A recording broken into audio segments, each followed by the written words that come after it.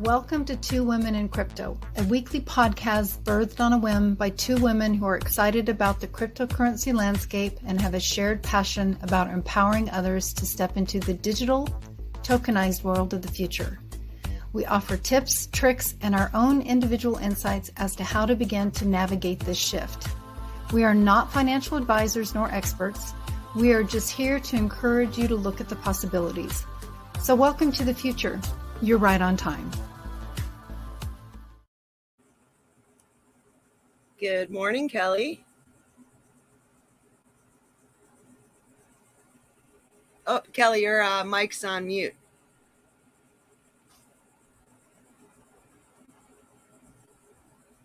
Yeah, so a few technical glitches. I think this, I don't know, just hey, good morning, everybody. First of all, good morning. Can you hear me now? I sure can.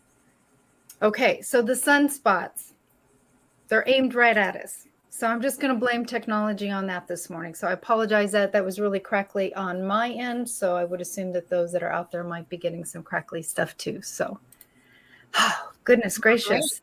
Well, welcome back. Welcome back, everybody, to another episode, another show of Two Women in Crypto. Diving deep into research. Yes, deep into research. And I told Andrea this morning, it's like I had to stand up. I could not sit for today's episode. I mean, it was like there's lots of energy moving, and I felt like if I was going to be sitting, I'd be fidgeting all day. So I'm going to be fidgeting standing up. So it's all good. I love it. I love it. Awesome. Well, let's do this. We're going to just start and do a deep dive here on a bunch of different things today. There's so much going on. And I want to kind of start the podcast over and just kind of reiterate how important it is for everyone to take their coins off of all centralized exchanges for now, whether that's Uphold, Voyager, Kraken, Gemini, it doesn't matter. Let's get everything on like a Safepal, Trezor, Ledger. I don't care what you use. If you don't have any money, you can open up a Trust wallet, Exodus wallet, Atomic wallet. I just talked about the Edge last week. You can even connect it to your privacy phone and have complete privacy over your money. There's so much turmoil. There's so much instability. And, and I was sitting with all this news with Celsius, Voyager. Now we have BlockFi, and we have Sam Bankman-Fried. If you don't know who he is, I suggest you do some research on him. He's super successful. IT person who created FTX Trading Exchange. He's a big investor in Alameda Research, okay? And now he owns 11% of Voyager because Voyager, BlockFi, Celsius are all in trouble, right? I mean, Celsius still has all of its funds frozen. So now we have BlockFi and Voyager. So what Sam Bankman-Fried from FTX, instead of doing a bank bail-in, now we have a company bail-in. And that's exactly what happened. They lent BlockFi and Voyager money to bail them out to cover their losses against the hedge funds, Three Arrows Capital. Okay. Right. So I believe, and I'm looking at it, and I love Voyager, but you know what? I'm liking them less and less. They overextended themselves with a huge loan to one company.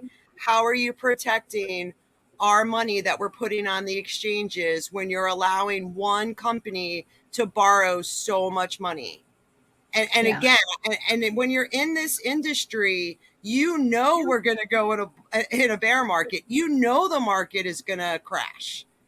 And to be that careless with your customers' deposits, it's not okay. And this is another check in the box for decentralization. All of these companies are centralized and they're failing. And that's the bottom line. Whether it's banking systems like Bank of America or Voyager or Celsius, they're all centralized and we have exposure. It's just not the right time until some of these systems kind of evolve over time. Don't you agree? Oh, I agree. And I want to go back too about your mention about getting everything off of the exchanges, anything that you're holding regardless. The one thing I would suggest there too is, for instance, Coinbase would be an example. And I'm a proponent, of course, as Andrew just said, of moving everything off, but don't move it to a Coinbase wallet. They have a wallet option. You want to choose an external wallet, a cold storage wallet, as much as possible, but like Atomic Wallet and things of that nature, but don't move your Coinbase funds to a Coinbase wallet. I'm a proponent of just taking everything off of, if it's associated with it, choose something different. I just want to make sure that people are clear, because I know that there's some people moving some funds around this morning just based on news. Yeah, yeah. And again, it's like not your keys, not your crypto, right? If you're not the sole holder of your keys, you don't own your crypto. When you put your crypto on Coinbase, Gemini, Voyager, whatever it may be, you don't own your crypto. Just like we don't own our money in a bank. They own it. Once we deposit it, they lend it out. It's the same thing. So people can say that all of this stuff is like a Ponzi scheme, but so is the banking system. So exactly. It's the same thing, right? Because it's centralized. It's all the same thing. So, Yeah, and you have to wonder, I mean, as the soldiers fall, who's going to be standing at the end of the day? It's obviously not going to be the big names that we thought. Yeah, we have no idea. Really, we have no idea, like, who's gonna be the winners. But again, it's just like when I look at Trezor and Safepal and even Ledger, they're doing really good work adding new tokens for private holding, right? So we can hold our tokens offline. I did a lot of updates with Ledger and working with a lot of folks this week, getting their coins off centralized exchanges and let support for Cardano and Hedera. So that's great. So if you hold Cardano or Hedera Hashgraph, now you can just transfer it to your Ledger wallet and just hold it. Right. Hedera was the one that I was really struggling with. I wasn't sure where to put that until you told me about Ledger. But then there's also the Yori wallet for staking Cardano as well as an option. Absolutely. Which can be done for your Ledger wallet also. So. Yep. So it's whatever, wherever anyone is for comfort level, Yep. But the least comfortable place to keep your tokens is on a centralized exchange. Just exactly. Right. Yeah. I have nothing left on a centralized exchange. This is not financial advice. We're just telling you what we're doing and what we're seeing. And things change, So it's it's going to be a learning curve, that's for sure. So real quick too, just to keep going on with the news. So I just want to kind of touch base. I was doing a deep dive, just trying to follow Michael Barr, who's been nominated by President Biden to be the vice chair of the Federal Reserve Bank.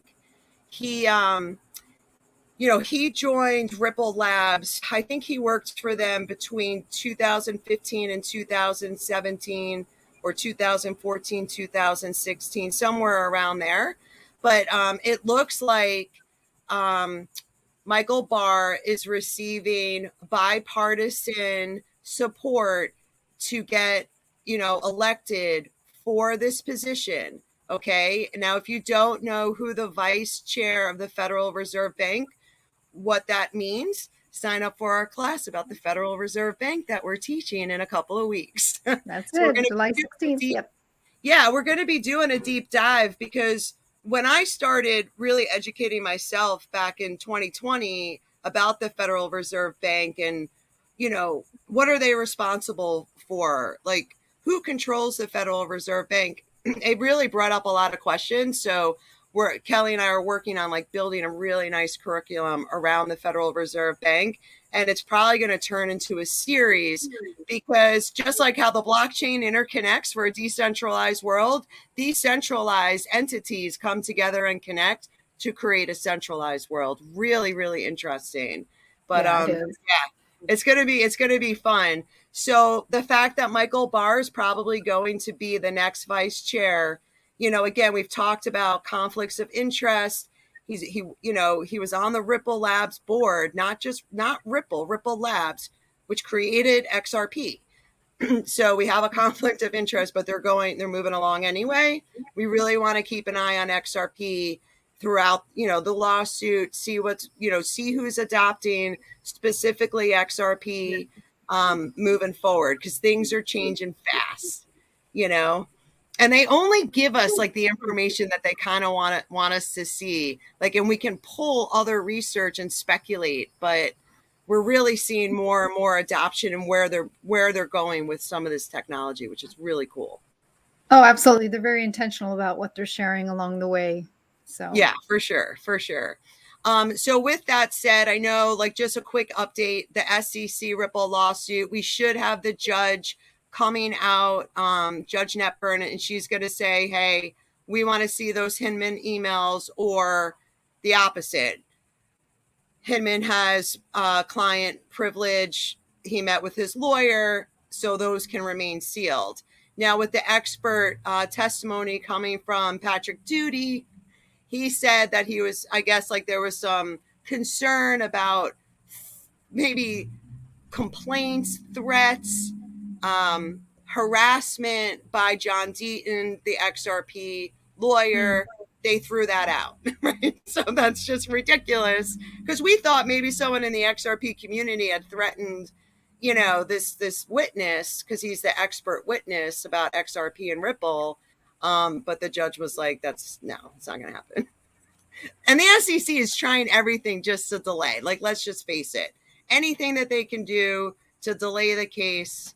But everything is looking 100% in favor of Ripple and XRP. All right. So much fun to watch this world turn.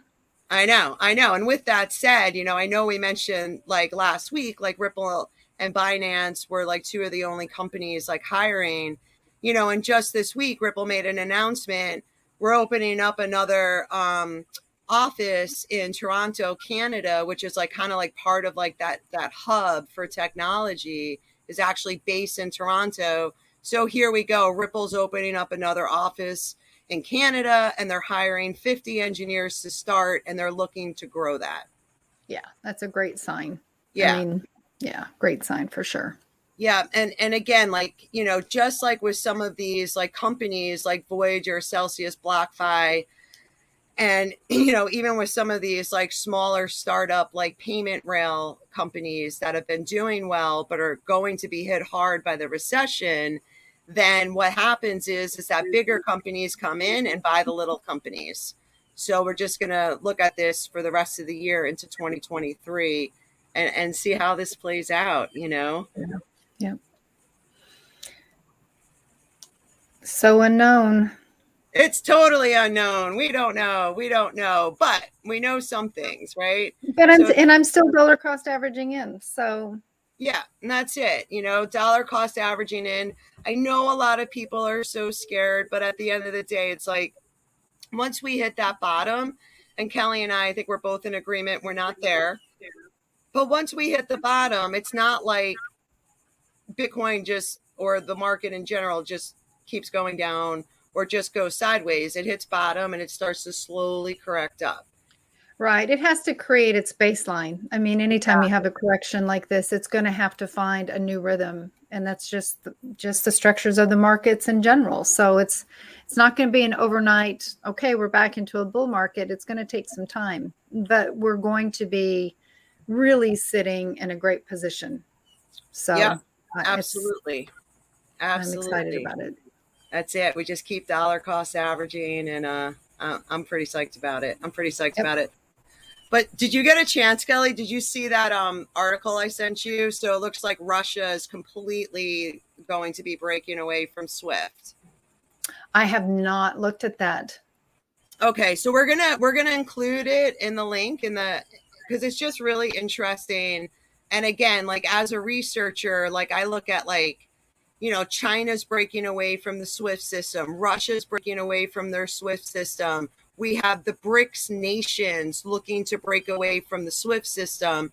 So what is this going to create? And I believe it's just a continuation of the de-dollarization of the dollar.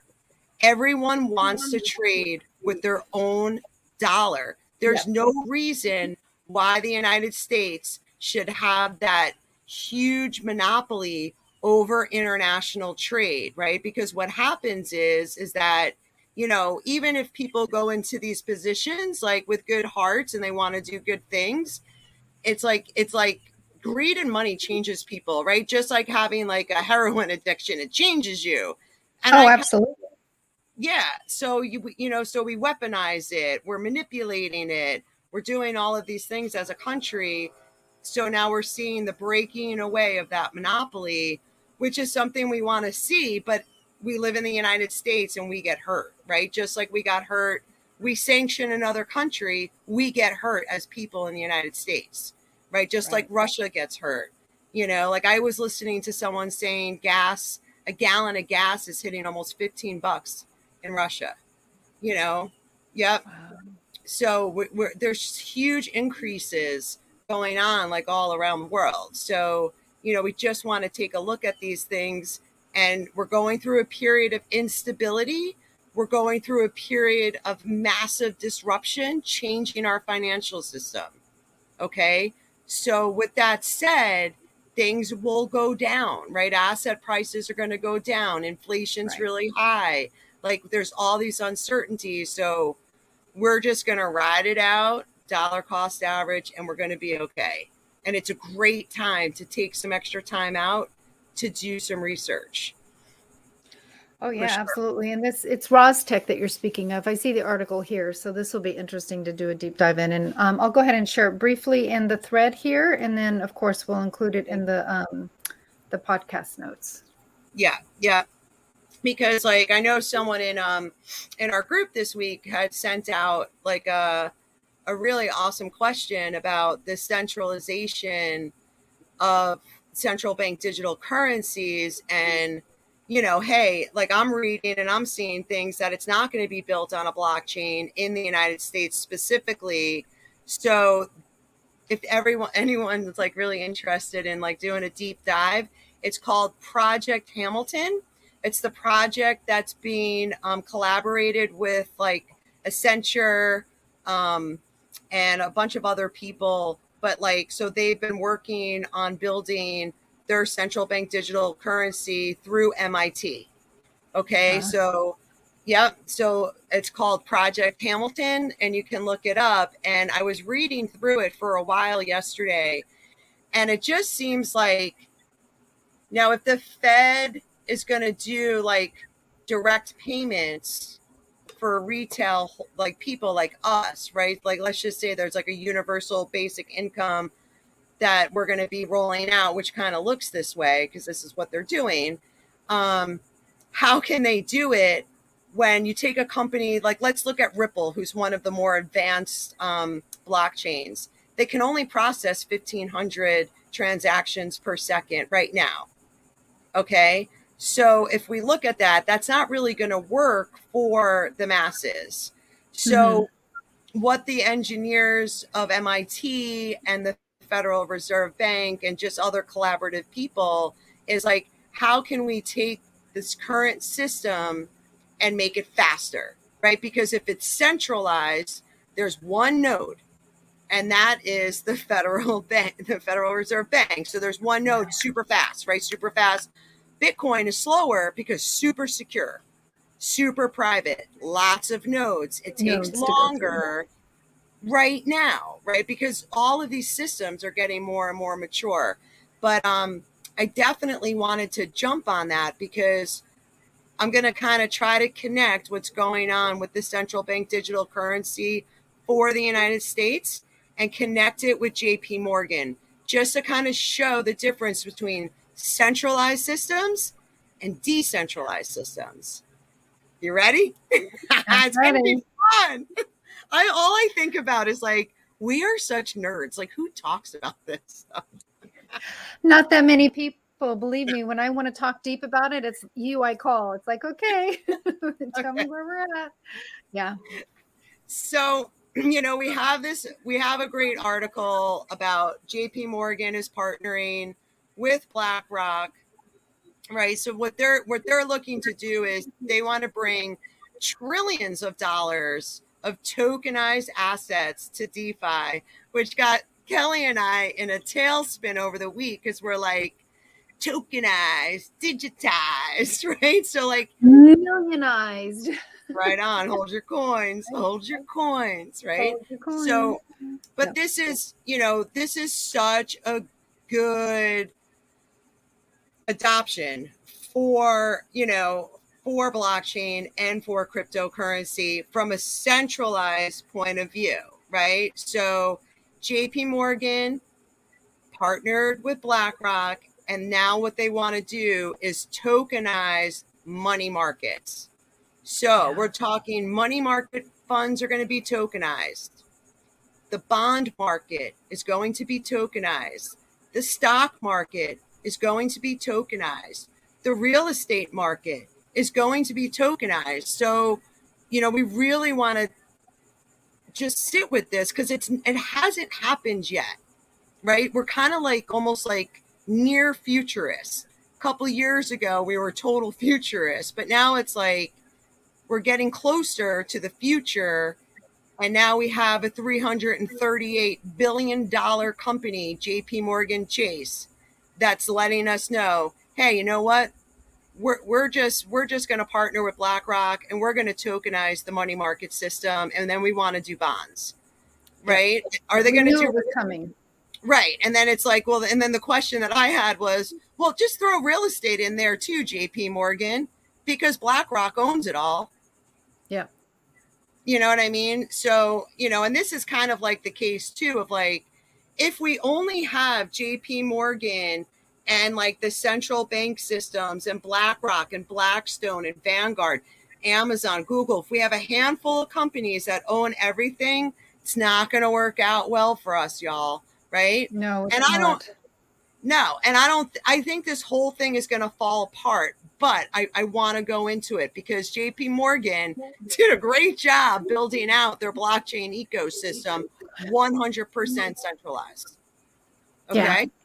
Yeah. Yep. Okay. So the first thing that we have right now is what they created is, let's just start with Quorum. Okay, a lot of people probably don't even know what Quorum is, but Quorum is the blockchain for JP Morgan. So what JP Morgan did was they copied Ethereum and they centralized it. Okay, it's a permissioned version of Ethereum. That is JP Morgan's blockchain, basically. Okay, so within that blockchain, they're building out their ecosystem. So they have an ecosystem called Liink, Liink, and that's for peer-to-peer payments. And they have 400 plus financial institutions in 78 countries. All right, so it's big. I mean, Ripple, Ripple's valued right now at 15 billion. JP Morgan Chase, 338 billion. We're keeping this in perspective. Okay. This is kind of like David against Goliath here.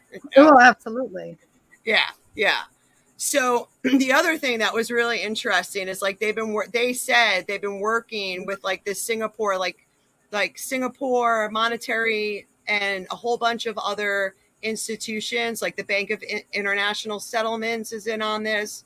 So really large centralized systems are building out something like Liink. They're not really pushing Quorum, but Quorum, the coin that they use through that system is called JP Morgan coin. Okay, so it's a centralized coin that is only used for institutional banking systems. Okay, and that's basically it. All right, so we don't have to worry about JP Morgan giving us like universal basic income. I don't think that would happen, right? Because that would come straight from the Fed through that Fed app. Yeah, and I think they called it like OneCoin. I think it was OneCoin. Yeah.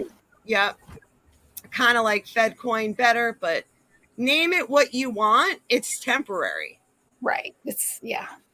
And even last week, if you go back to last week's podcast, I think Kelly posted the article about JP Morgan.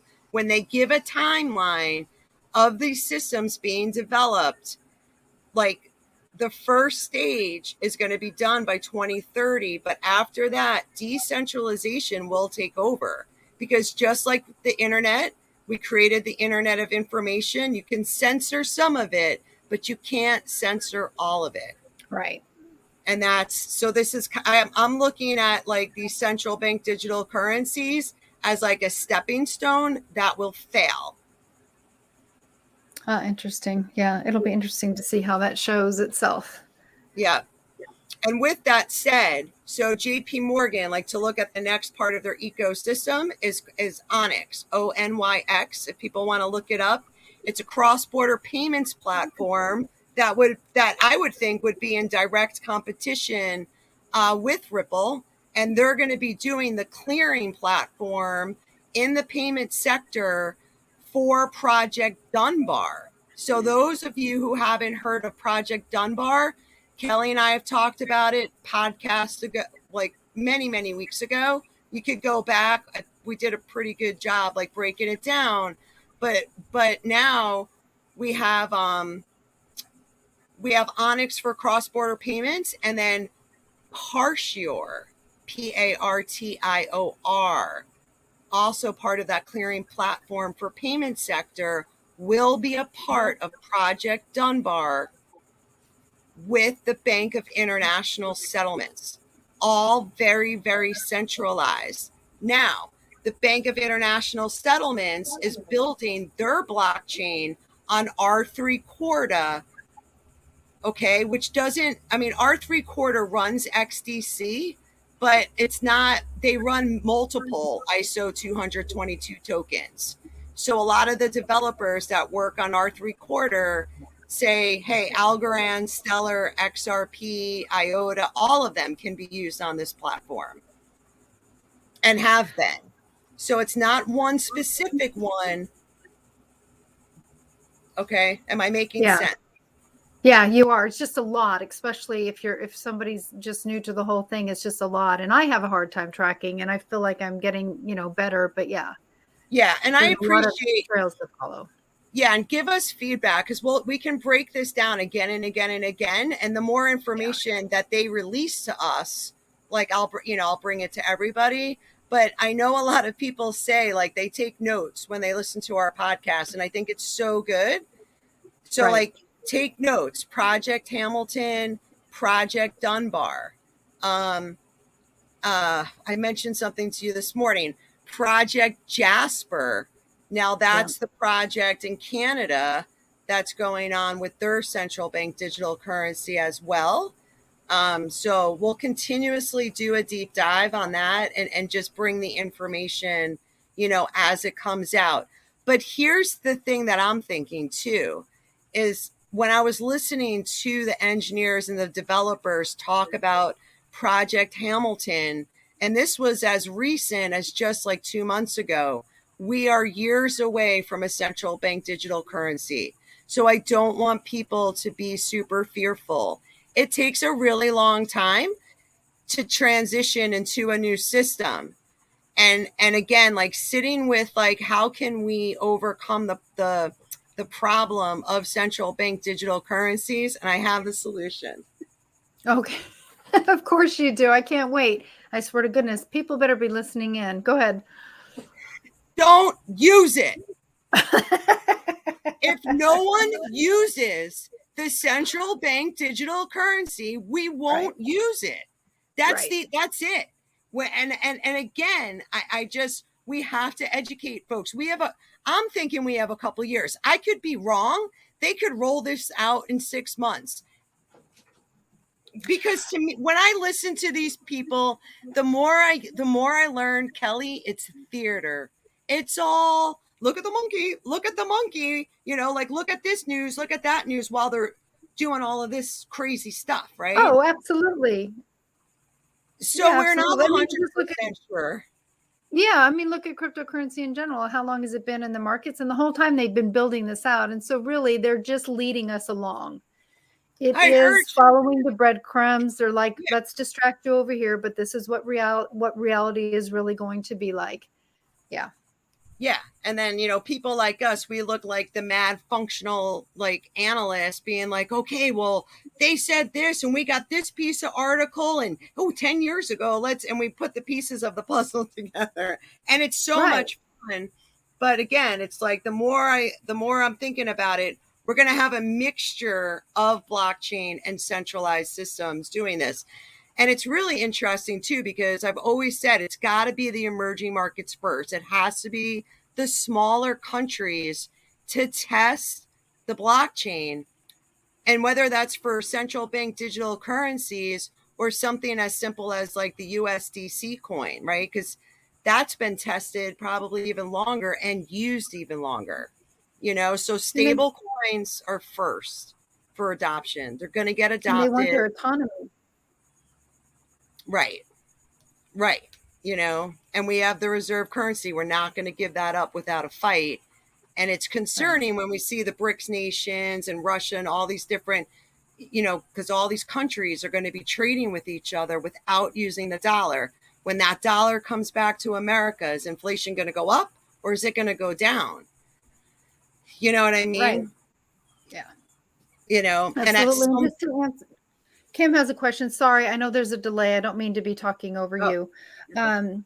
Just for those that are joining us, thank you for being in the space, Hope and Kim and whoever else is leaning in. And Kim, yes, we'll find the link to the podcast where we spoke to about Project Dunbar prior, and I'll make sure to get that to you also. Yeah, that's good. Yeah, that's really good.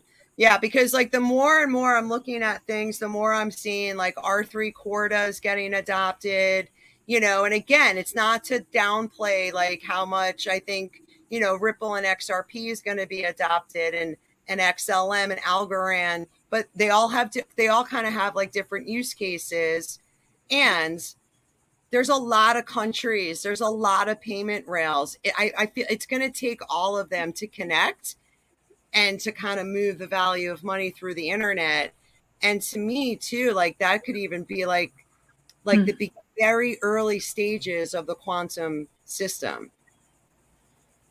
Yeah. Wow. Fascinating. It's really fascinating because they're all kind of being developed at the same time.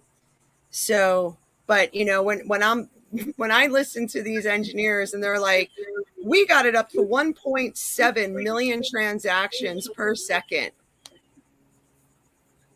That's the power of centralization of one node. And again, do you want to download a digital ID on a Fed app with one node, one point of failure, and all your money, all your identity is just wiped?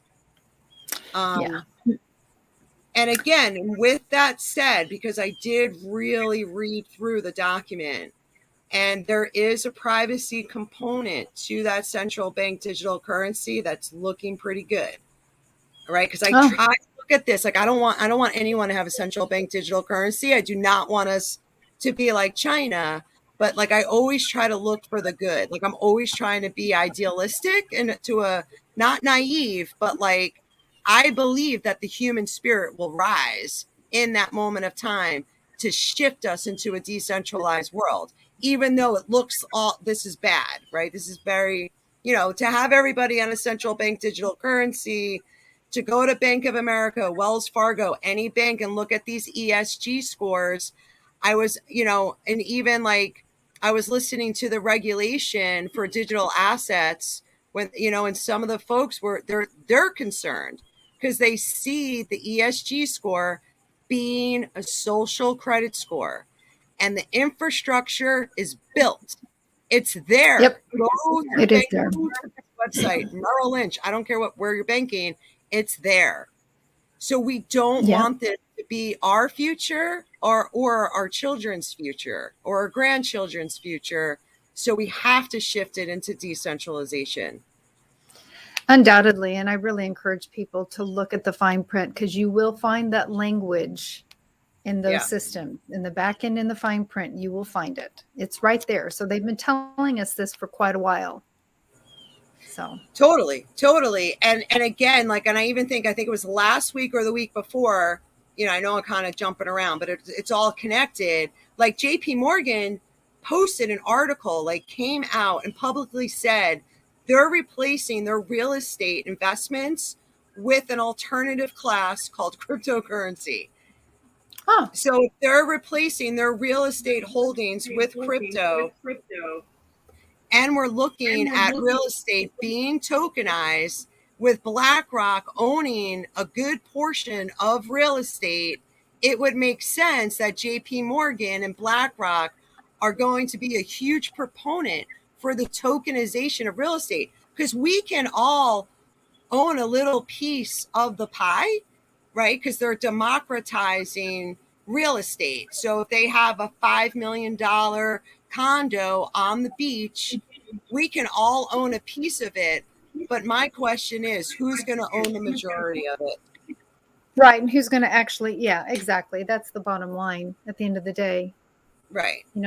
Sure, I'd be, who knows if I want, I mean, and that doesn't even talk about the metaverse portion of it, about the tokenization of how you can own real estate in the metaverse. And that's a whole nother thing, but we're talking about real world scenarios, not the metaverse, which in some people's world, that's the real world, and so be it. But yeah, but, I mean, it's fascinating. And it's hard to fight against the metaverse, right? So, okay, I got an announcement. I did it. I minted my first NFT because, and this was from I did the Cardano Summit over a year ago. I think I did. I mean, it was when we first started, and I never minted it.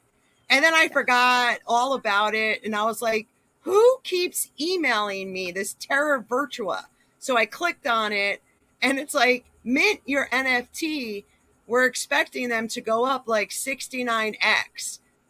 So I got a Tree of Life, and I got it for free. So, and I think you were working on my computer one day, and I was like, what is this NAMI wallet? What did I forgot because I do so many things.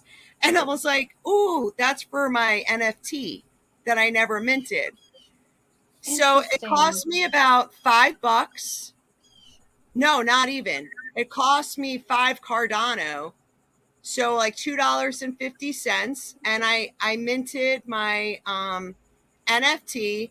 Now it makes it sound super techy, but all it is you press a button and it says processing, and then you have your NFT. It's not hard. It's literally pressing a button. Well, that's interesting because I have the Terra Virtua, but I haven't looked at it. I've been holding it for a bit. I have not looked at minting an NFT. I have minted my wallet on Polygon, but that's not minting an NFT. So interesting. Well, there you go. You're out in that world now. That's it. I got my first NFT, and it's a Tree of Life, which is really kind of cool. That's awesome. I love it. Yeah. So now that I did that, now I'm like a preferred holder or whatever. So they'll give me dibs on the metaverse land. And I can get discounts, and I have an avatar too. I showed it to Rowan, and she's like, oh my God. I'm like an alien. I haven't gone down the avatar road yet. Well, I think I just picked something random. I mean, it literally was probably the first thing that popped up, but it's kind of cool. I can see people getting into this, but it's like anything else. It's like drinking. Moderation. Go in, have fun, come out. Don't get lost in the metaverse, because before you know it, your life will be gone.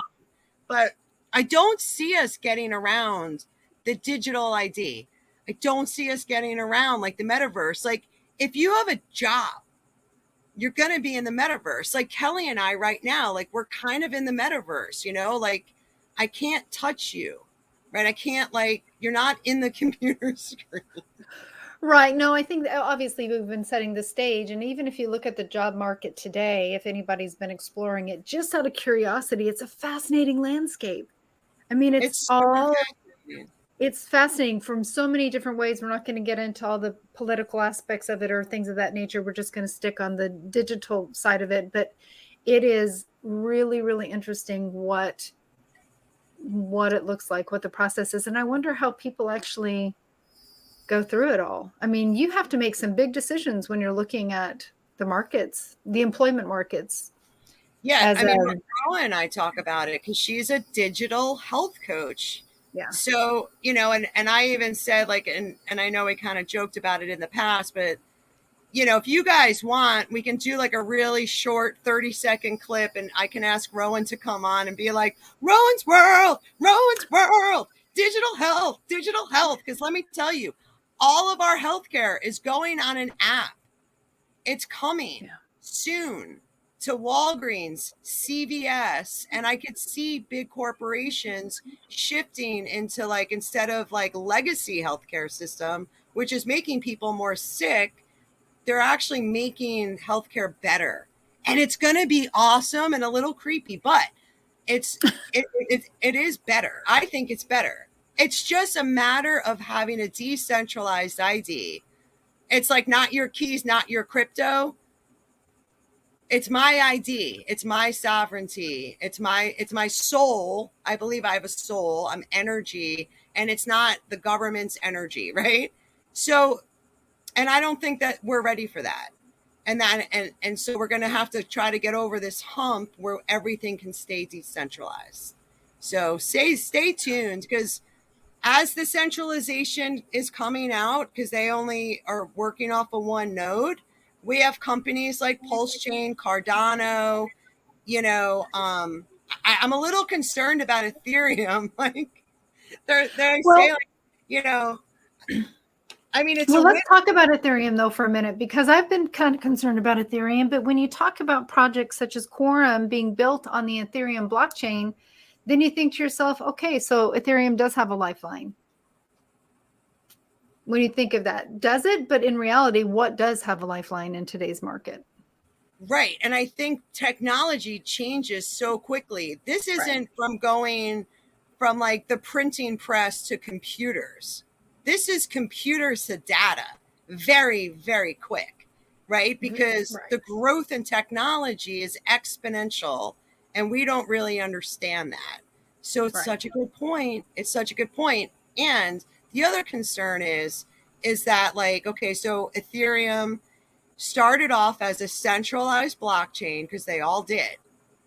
All right. So under like the new law, it'll be like ancillary. So Ethereum, even though it's already labeled a commodity, in my eyes and most people's eyes, it started off centralized, became decentralized. That's an ancillary asset. Okay. So now we have a big company called Consensys that's part of JP Morgan that copied the Ethereum blockchain, centralized it, labeled it Quorum. What are they doing to MetaMask? Oh, right. No, exactly.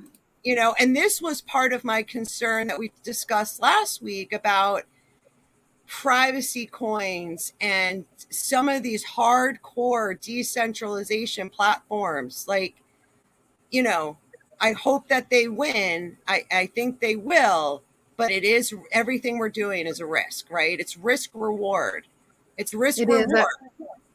I was talking this morning with somebody and it's like, okay, so if you are utilizing, since you brought up MetaMask, and if you are holding some coins, and there's specific reasons to be doing that, especially if you're hoping to participate in the Pulse network and things of that nature and the wallet snapshot.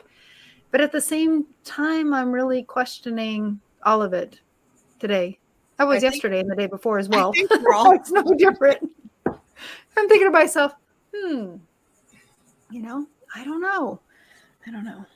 I know. And the crazy thing is, it's like, I was listening to the engineers talk about the code base for Liink, which is the peer-to-peer network for JP Morgan. And they basically copied Bitcoin and centralized it. So did they who created Bitcoin, right? And that's the other big question I've always had. Like, why is Bitcoin so big and so widely used?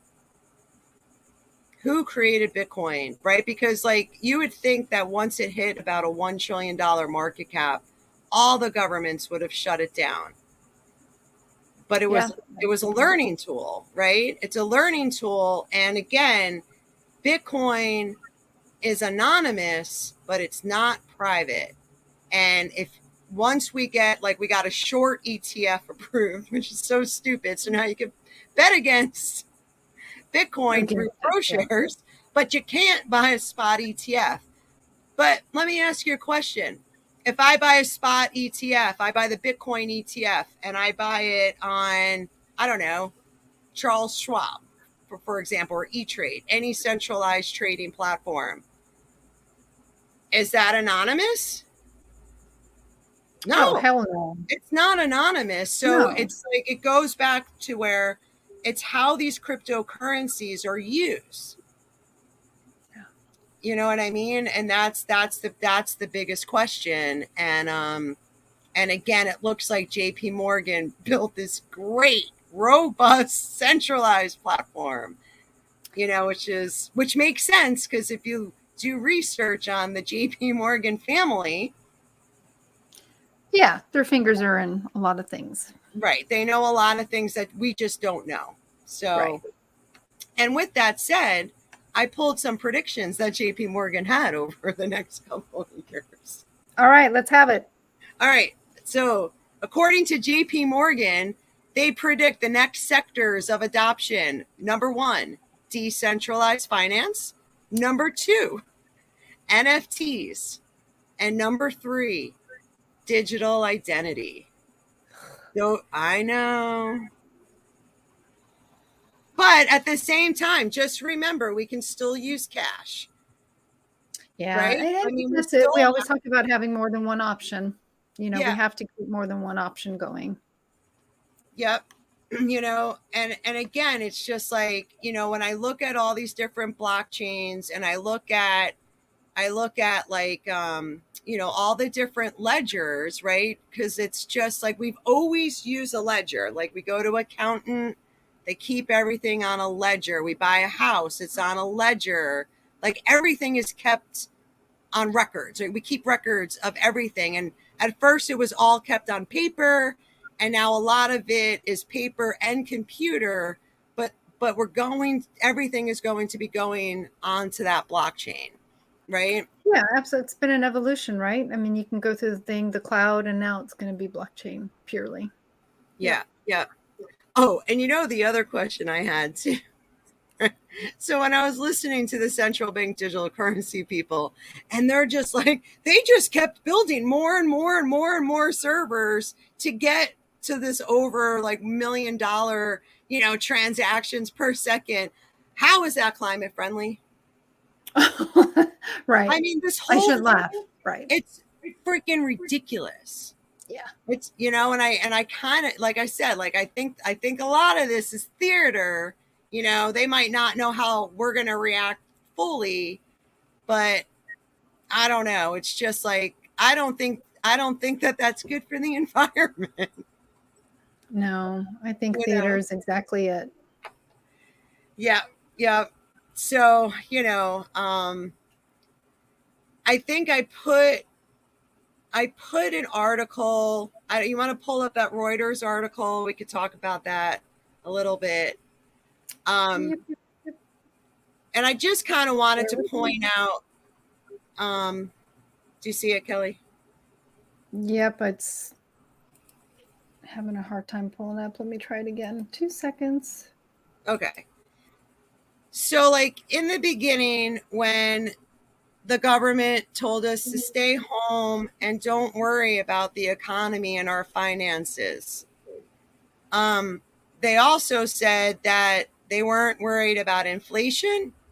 And then inflation, they said it was transitory, and now it's hot, and now it's kind of running out of control. So Jerome Powell also said that a digital dollar, a central bank digital currency, was just a concept. They weren't going to do anything with it unless they had the backing from Congress. It was so esoteric and so far away. And then this week, well, a central bank digital currency, because this isn't a digital dollar. This isn't the USDC. He's talking about a central bank digital currency, how that can help maintain like our international power, basically, is what that means, right? So it's kind of like, I think their job is just to keep all of us like in line and calm. But it's, yeah. Well, and it's interesting. You think about, the use of the word calm.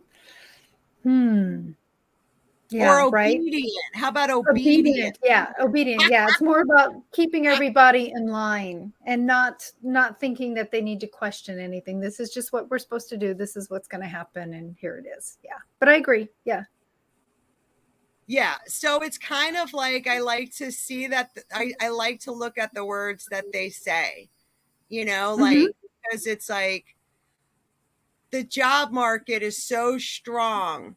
We don't have to worry about like all these other things. We don't have to worry that we flooded the market with dollars. But the one thing I will give kudos to Jerome Powell is that when he was asked the question, is Russia the reason for inflation? Jerome Powell said no, because the president of the United States of America is telling us it's Russia's fault because we need a scapegoat. We need someone to blame, but don't lie. Come on, Biden. Don't, like, these people lie. And it's not, I'm not picking sides. If it wasn't Biden and if it was Trump would be lying to us. Okay. So I don't care who it is. They all lie. So it's kind of, we need a new system, which, oh my God, which Charles Hodgkinson spoke at the digital regulation hearing. Amazing. About it. He was like, at the end of the day, we're going to have a new government. And I mean, it was, if you guys have a chance, Kelly's going to add, it's like about 30 minutes or maybe 20, 30 minutes. I really want everyone to listen to this because he's representing decentralized finance and talking about social credit scores, digital identity. He nailed it. It was amazing. Nailed it. And now I'm telling you, we need people like him to represent the people in government. He's authentic, he's intelligent, he communicates well, and he's for sovereignty and the systems. We're not going to stop these systems, but we need sovereignty. And the panel was leaning into what he had to say. He was expecting and I posted it in the thread here. He was expecting, okay, I've got 37 seconds left or whatever else. I'm going to be cut off here. But every time people leaned in and really allowed him to expand. I thought it was I listened to those. I mean, you listen to those things a lot more often than I do, but I thought it was one of the more productive, energetically feeling exchanges that I've seen in a long time. Yeah. And it's interesting because like listening to a whole bunch of like congressional hearings and just like regulatory meetings, whether it's Danielle Dixon, whoever, Sam Bankman-Fried, Jeremy Allaire, we've listened to Brian Brooks. I would rather have these folks run the country than our current administration because these folks actually talk in a way that you can understand and they make sense. I agree. Yeah. It's like listening to some of these other people like Jerome Powell and Janet Yellen and Maxine Waters, like they just talk in circles. And again, they're just talking in a way to calm us down. Now, I'm not saying their jobs aren't hard. I believe Jerome Powell, he is just in a bad place. This never should have happened. We never should have shut the economy down and told people to stay home because people, you don't understand the ramifications. Now it's almost 2.5 years later and things are going to get worse. They're not going to get better. Not yet. So. I mean, it's very much, they're delivering word salad to, it's just like they just dance around the issues just to keep things in a certain context. Well, and they need inflation to stay high for as long as they possibly can, because when we go and purchase things for higher prices, that money goes back to the government and then they could pay down their debt with cheaper dollars that we paid for. So it's complicated and at the same time it's not, but we live in a debt-based system. This is the way it's designed. Everybody has to be in debt in order for the system to work. Right. And then maybe we're in too much debt now. Well, that, and of course, obviously, the debt to income ratio is gravely changing during this time, just based on the cost of living, period. I mean, it's, a broken record at this point, and it is going to continue to get a little bit more challenging here. Yep. And then as all of the new technology gets more and more mature, we're going to go through deflation. Houses will get cheaper. You know why I know? Because we're going to be printing them. We can print houses. 3D houses. Yep. And then technology should help bring down the cost of food as well, right? Because we can use artificial intelligence, and I'm not talking Bill Gates farms, okay, Kelly? Okay, I was just gonna say we're not going there, okay? We're not going to go there. Both. I used to teach nutrition classes like for years, and I would be like, we have the worst food ever. We have Spam in a can. I can't believe this isn't butter. Like, I can't believe this isn't, illegal to sell this. And, even Kraft macaroni and cheese. This is made with real cheese. Well, what the hell else is it made of? So we're going to have the Bill Gates self-raised food, but we'll have the best food ever as well. So we'll eat the best food ever using technology, right, to grow healthy organic food, and it'll lower the cost because we're not going to need people, which is a whole other problem. But we're going to get there. But again, it's going to be okay. We're going to hold our coins. We're not going to panic. We're not going to sell. We're going to dollar cost average. This stuff is getting adopted, and we're going to create a new society. I know it's overwhelming, but it's going to happen, but not for years. For years. But it will be in our lifetimes. I mean, I know we're both gray, but it will be in our lifetime. So it's not like it's, 30 years away. Yeah. It's around the corner. So, but, I'm always really grateful for this. And just, as a segue into tomorrow being Saturday, we have our monthly Q&A. If anybody wants to join us that's listening in, you go to twowomenancrypto.com/classes events. You will find us. It's $10.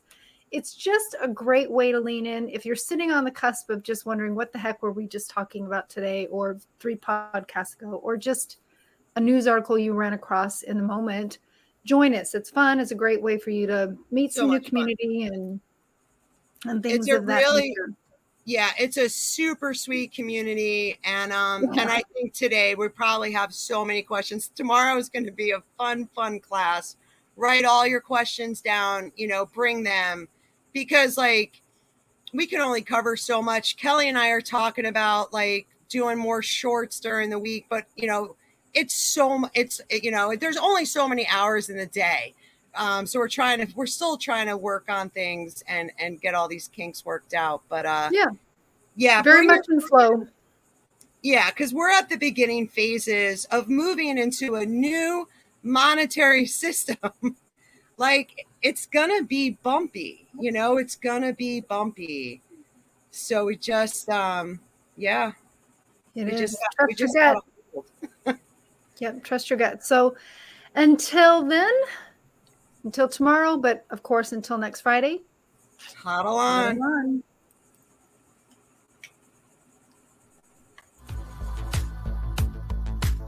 Your hosts for Two Women in Crypto are Andrea Caldero and Kelly Lair. You'll find more information and details regarding the Two Women in Crypto membership, educational and informative class and event offerings, and more via their website, twowomenencrypto.com. Both Andrea and Kelly are available for speaking events and offer private consultations focused on helping individuals navigate the future. Until next time, hodl on.